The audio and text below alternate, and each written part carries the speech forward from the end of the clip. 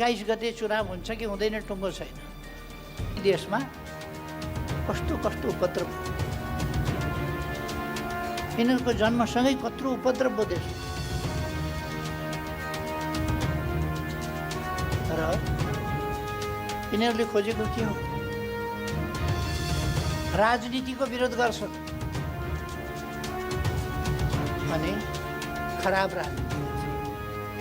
राजनीतिक दलहरूको विरोध गर्छन् अनि खराब दल निर्माण गर्छन्। राजनीतिक गतिविधिको विरोध गर्छन्, खराब गतिविधि सञ्चालन गर्छन्।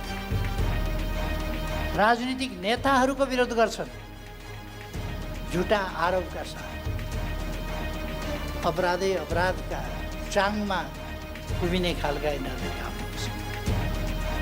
मैले धेरै भनिरहेको अहिलेको सरकार फागुन 21 गते चुनाव गर्छु भन्दैछ। 21 गते चुनाव हुन्छ कि हुँदैन टुङ्गो छैन। हिमाली भेगमा मान्छे छैन। चुनावका लागि हिमाल चढ्न जस्तै अहिलेको समयमा कोही भोट खसाउन जानेवाला छैन। हिमाली भेग मान्छे नभएका ठाउँमा बाक्सा थापेर के हुन्छ?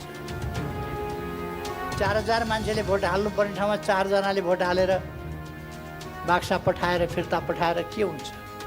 चुनावको नाटक हुन्छ। चुनावमा भोट हाल्ने मान्छे छैन। उच्च पहाडी भेगमा, हिमाली भेगमा भोट हुनेवालै छैन। फेरि पनि चुनाव गर्ने भनेर लागिरहेको त्यो यस कारण पनि गर्न खोजिराखेको छ कि सहरी क्षेत्रमा जस्तो उच्च पहाडी भूभागमा हिमाली भेगमा यस्ता प्रकारका दुष्प्रभावहरूको धेरै अर्थ महत्त्व छैन। दुष्प्रभाव धेरै फैलिएको छैन। त्यहाँ राजनीतिक दलहरू बलिया छन्। त्यसकारण त्यहाँका मान्छे भोट नहालेर के हुन्छ? त्यहाँ रित्तै बाक्सा फर्काएर के हुन्छ भन्ने उनीहरूलाई लागेको छ। त्यसकारण मान्छे नभएका बेला, भोट नखसाउने बेला चुनाव